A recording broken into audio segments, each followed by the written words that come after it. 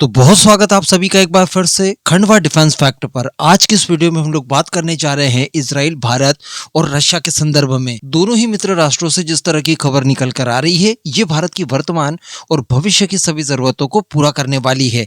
तो चलिए आगे डिस्कस कर लिया जाए क्या खबर निकल कर आ रही है। आप बस इसी तरह की वीडियोस के लिए चैनल को सब्सक्राइब जरूर कर दीजिएगा। पहले बात कर ली जाए रशिया की। तो हम सभी जानते हैं कि ईरान वॉर की वजह से स्ट्रेट ऑफ हॉर्मुज इस समय अनिश्चित काल के लिए बाधित हो चुका है। यानी वहां से भारत के लिए शिप्स तो आ रहे हैं, 2-3 शिप्स ऑलरेडी आ चुके हैं, कुछ और भी आएंगे। भारतीय नेवी भी यहाँ पर पहरा दे रही है, जिससे कि भारत आने वाले शिप्स के ऊपर नजर बनाई जा सके, उन्हें सुरक्षा प्रदान की जा सके।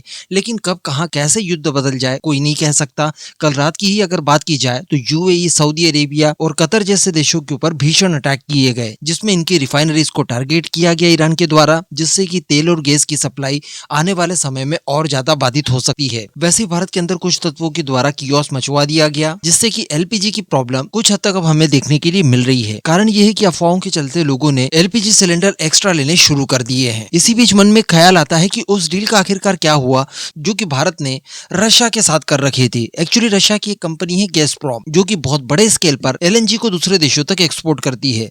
बात की जाए अगर भारत की, तो भारत की सरकारी कंपनी गेल के द्वारा इसके साथ एक लॉन्ग टर्म में डील की गई थी। ये पूरे 20 सालों के लिए डील थी, जिसके तहत हर साल ये लोग 25 लाख टन एलएनजी भारत को सप्लाई करते। लेकिन ये डील बीच में ही ब्रेक हो जाती है, गैसप्रॉम डिफॉल्ट कर जाती है और भारत को एलएनजी सप्लाई चूंकि नहीं समय पर कर पाती, इस वजह से भारत भी खासा परेशान होता है।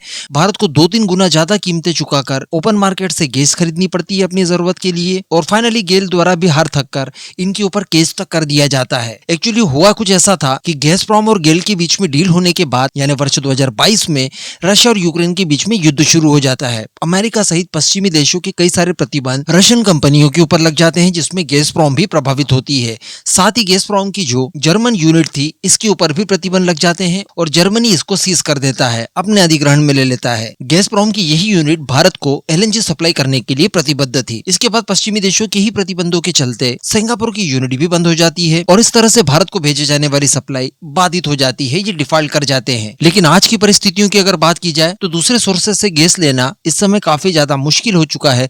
तो क्या इस डील को दोबारा से रिज्यूम किया जा सकता है? क्योंकि इससे अच्छा और बेहतरीन समय कुछ और हो ही नहीं सकता। तो अब मैं आपको बता दूं कि इसी को लेकर रशियन राजदूत डेली सालिपोव द्वारा इस बात को स्पष्ट कर दिया गया है कि अब हम फिर से भारत को एलएनजी सप्लाई करने के लिए पूरी तरह से तैयार हैं। जी हाँ, तो आप ऐसा समझ लीजिए कि इस वॉर की वजह से स्ट्रेट ऑफ हॉर्मुज के ऊपर जो भारत को कतर या फिर बाकी अरब देशों से गैस नहीं आ पा रही है, उसकी सप्लाई अब हमें रशिया कर सकता है। इसके अलावा भारत ने कुछ ही समय पहले 1 साल के लिए अमेरिका से भी डील की थी, तो वहां से भी भारत नेचुरल गैस मिल सकती है, जिसमें किसी प्रकार की कोई बाधाएं नहीं आएंगी। और चूंकि रशिया के साथ स्पेशली हम लोगों ने एक ऑलरेडी डील 20 सालों के लिए कर रखी है, इतने लॉन्ग टर्म के लिए जब डील की जाती है तो इसका उद्देश्य ये होता है कि आप हमें सतत और निर्बाधित गैस की सप्लाई लगातार करते रहे। साथ ही जो समय के साथ इंटरनेशनल मार्केट में कीमतें जो घटी बढ़ती है, इसका इम्पैक्ट भी हमारी सप्लाई के ऊपर न पड़े, इस बात को भी लॉन्ग टर्म डील सुनिश्चित करती है। तो उसका फायदा लेने के लिए अब समय आ चुका है। ऑलरेडी भारत की तरफ से ये स्पष्ट कर दिया गया है कि भारत किसी भी तीसरे देश का कोई प्रतिबंध यहाँ पर स्वीकार नहीं करेगा, हम हमेशा अपना हित देखेंगे। तो उम्मीदें जताई जा रही है कि जल्द से जल्द इस डील को दोबारा से रिज्यूम कर दिया जाएगा। तो एक बहुत ही अच्छी और सुखद खबर मानी जाएगी।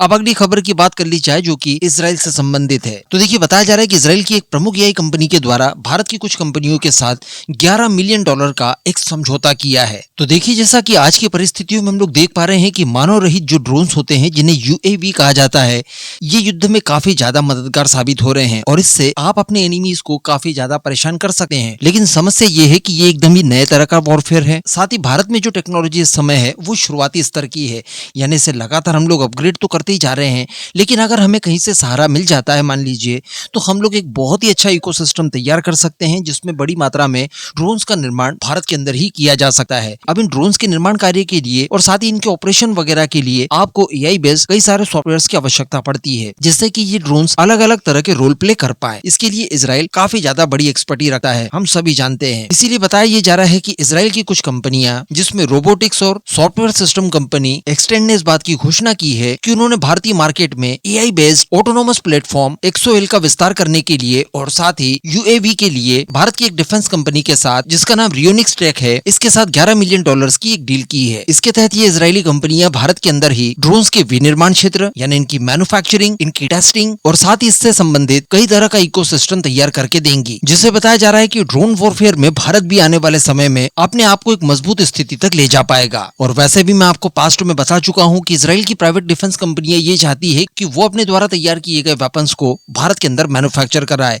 इससे कई सारे फायदे भारत को तो है ही है, लेकिन साथ में इजराइल को भी है। इजराइल को भी काफी सस्ती मैन्युफैक्चरिंग मिल सकती है, भारतीय कंपनियों का सहयोग मिल सकता है, इन्वेस्टमेंट मिल सकता है। इसके अलावा युद्ध जैसी परिस्थितियों में, जैसे कि आज इजराइल के अंदर है, ऐसी परिस्थितियों में भी प्रॉपर अपने वेपन्स का निर्माण कार्य लगातार होता रहे, इसकी एक गारंटी मिलती है। तो आप समझ सकते हैं कि ये उसी के तहत उठाया गया एक बड़ा कदम है, जिससे भारत और इजराइल दोनों को म्यूचुअली फायदा होगा। इस पूरे मुद्दे पर अब आपका क्या मानना है, नीचे कमेंट करके जरूर बताइएगा।